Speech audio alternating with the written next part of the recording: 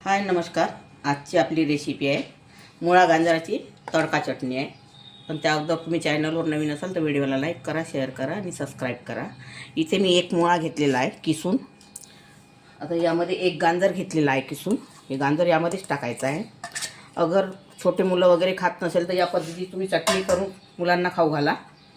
आणि आता इथे 2-3 मिरच्या घेतलेल्या आहे कापून. मुलं खात असतील तर मिरच्या टाकू नका, कमी टाका. आणि सांबार आणि टमाटर, एक टमाटर घेतला आहे कापून आणि कांदा. हे सगळे यामध्ये साहित्य टाकून द्यायचं आहे.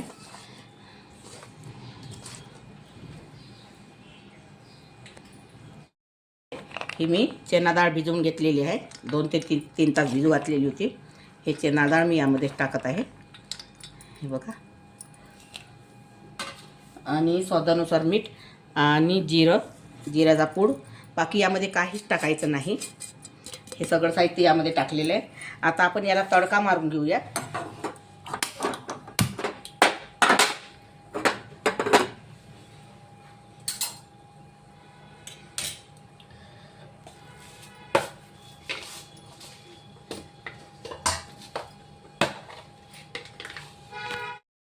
आता इथे आपले तेल गरम झालेलं आहे.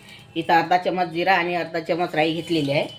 यामध्ये तडतूड द्यायची आहे. तेलामध्ये छान फुटून घ्यायची आहे.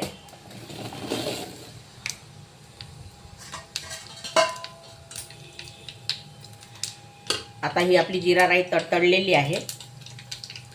हे बघा. गॅस बंद केलेला आहे.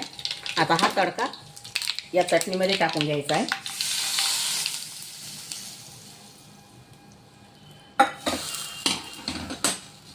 याला छान असं मिक्स करून घ्यायचं. एक वेळा हा तडका चटणी करून बघा. खायला खूप सुंदर लागते. जेवणामध्ये तोंडी लावण्यासाठी खूपच छान लागते आणि पौष्टिक हेल्दी पण आहे. हे बघा. कलरही खूप छान दिसते. ही मुळा गाजराची तडका चटणी आपली तयार झालेली आहे. अगर तुम्हाला माझी रेसिपी आवडली असेल तर व्हिडिओला लाईक करा, शेअर करा आणि चॅनलला सबस्क्राईब करा. व्हिडिओ बघितल्याबद्दल धन्यवाद. इंस्टाग्रामवरती जाऊन फॉलो करा.